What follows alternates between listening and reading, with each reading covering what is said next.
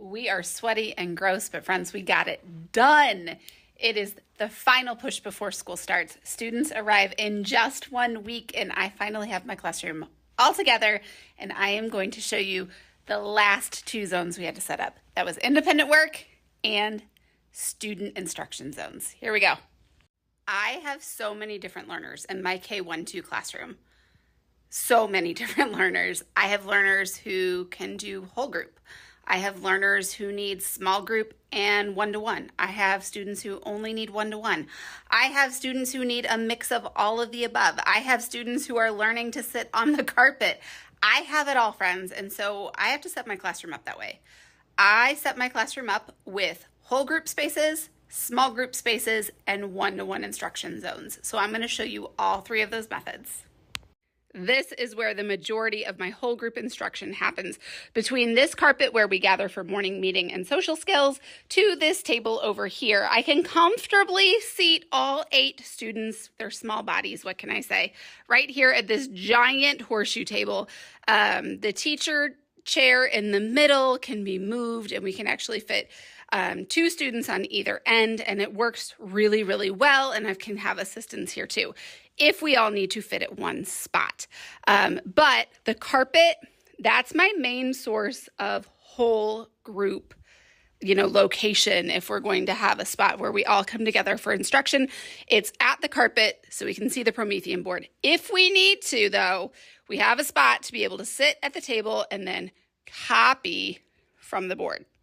Small group, I have 2 small group tables. I have a table right here. I have a table right over here that I mainly use for assessment, but I will use for small groups and also centers.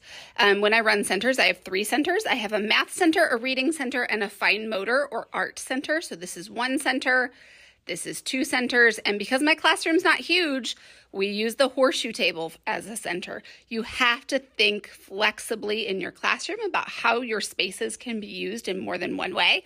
And so we use our horseshoe table all the time for all different things, including independent work. If I've got a bunch of students doing independent work, I'll pull kids over here and they'll do independent work over here.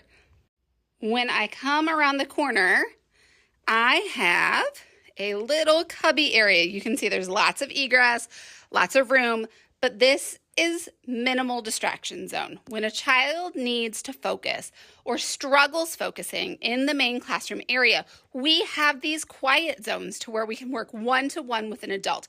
If a child needs direct instruction, this tends to be where we start, especially for students who have not been successful in the classroom environment before.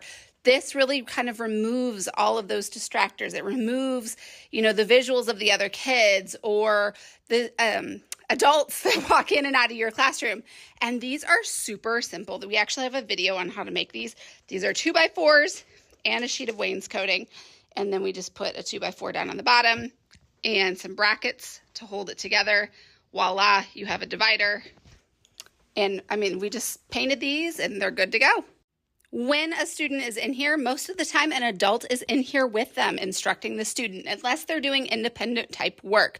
So this is really that direct instruction zone or a student who needs intense one-on-one learning environment with a lot of distractions reduced.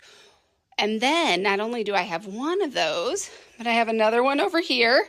As you can see, lots of egress.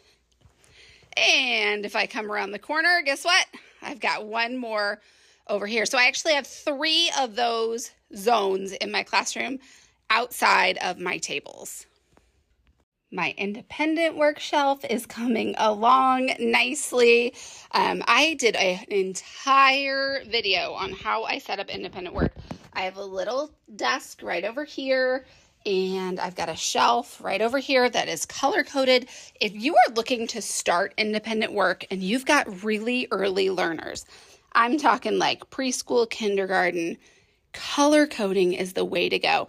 I've got a whole video on how I set this up and what I do in my classroom to make it functional, and we will tag that below. But my independent work is set up and ready to go. I have 3 different items on my independent work shelf. Depending on the student, these vary greatly, but just in general, I have task cards, I have adapted books and file folders, and then I have a reinforcement item down at the bottom. So once students finish their work, they have automatic reinforcement that they have chosen. So there you go. Classroom set up. Next, paperwork. I am working on setting up our curriculum for the year. I use the Autism Helpers Level Daily Curriculum. It is so good, saves me so much time every single year. Level 0.5 is perfect for my students who are just coming into my program, beginning writers, non-writers. Don't worry, we've got a curriculum for that. I love it, and I am so excited to use it again this school year. Up next, I am going to be sharing with you our morning routine. From the minute my babies walk into the door to the minute they sit on that carpet behind me, I'm going to be sharing what we do in the classroom. Everything from unpacking their backpack to morning work to what our morning meeting looks like. And I'm so excited about that. It's one of my favorite parts of the day because we all get to be together. When you run a classroom that is multi-grade, it is really hard to get all your learners in one space at one time. And this is one time that we all get to come together as a classroom family. And I cherish that time together with my students and my assistants. And it makes such a difference to be able to build our team and create that classroom family environment. So I'm going to be sharing that with you soon. Happy back to school season. If you've got any questions, be sure to drop them in the comments below. I'd be happy to answer.